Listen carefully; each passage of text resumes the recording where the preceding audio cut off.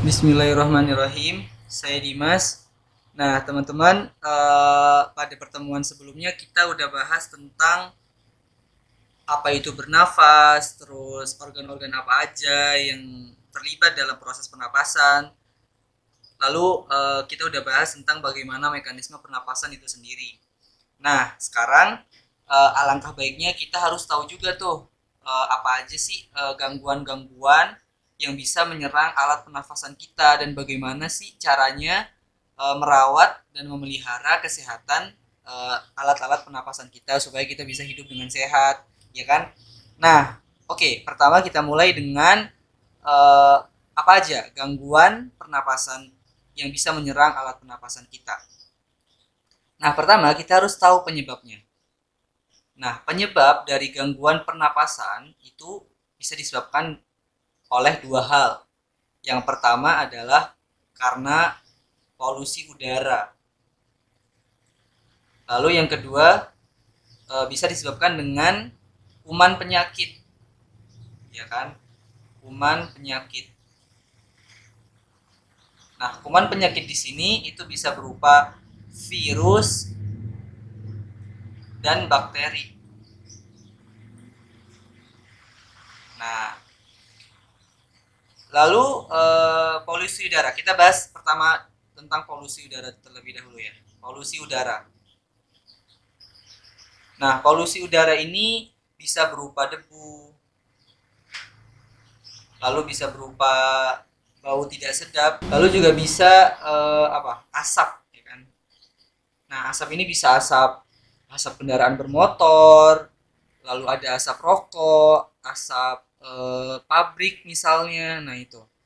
Nah, biasanya keluhan yang biasa karena polusi udara, karena debu, bau tidak sedap, asap itu biasanya keluhannya berupa sesak nafas. Mulai dari sesak nafas ringan hingga sesak nafas yang berat kayak asma. Nah, itu keluhan-keluhan karena polusi udara misalnya. Lalu yang kedua karena kuman penyakit. Gangguan-gangguan apa aja yang disebabkan oleh kuman penyakit. Nah, gangguan pernafasan akibat kuman penyakit itu misalnya ada influenza. Influenza atau kita nyebutnya flu ya. Flu. Terus yang kedua ada penyakit yang namanya flu burung. Nah, ini flu burung juga bisa nih menyerang alat pernapasan kita. Lalu yang ketiga TBC. TBC ini nama lainnya adalah tuberkulosis, teman-teman. Tuberkulosis. Lalu juga ada penyakit yang namanya pneumonia. Pneumonia. Nah, pneumonia ini juga bisa disebut sebagai radang paru-paru. Radang paru-paru. Nah, influenza, flu burung, TBC, dan pneumonia itu berkaitan erat dengan daya tahan tubuh kita. Dimana kalau misalnya nih daya tahan tubuh kita lagi turun, lagi lemah, nah itu biasanya gampang banget kena penyakit-penyakit ini kayak influenza, flu burung, TBC, pneumonia. Jadi ya sebisa mungkin kita harus menjaga daya tahan tubuh kita supaya tetap kuat, tetap prima, tetap terjaga gitu kan. Nah, misalnya ini penyakit yang paling sering kita sakit gitu, flu. Nah, ini flu biasanya gara-gara karena daya tahan tubuh kita lemah, teman-teman. Nah, gimana sih cara memelihara supaya daya tahan tubuh kita itu tetap kuat? Nah, kita bahas nih. Jadi, cara memelihara atau merawat kesehatan alat pernapasan kita, alat pernapasan itu yang pertama misalnya harus dengan makan makanan yang bergizi seimbang. Makan makanan bergizi seimbang.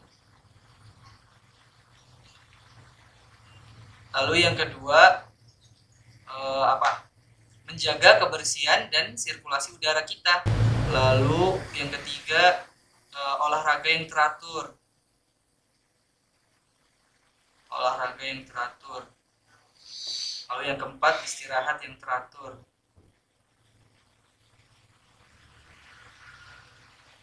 Nah, lalu yang kelima nih yang paling penting nih, harus menjauhi asap rokok.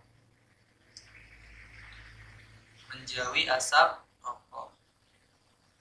Kenapa? Karena asap rokok itu sangat berbahaya teman-teman untuk alat pernapasan kita.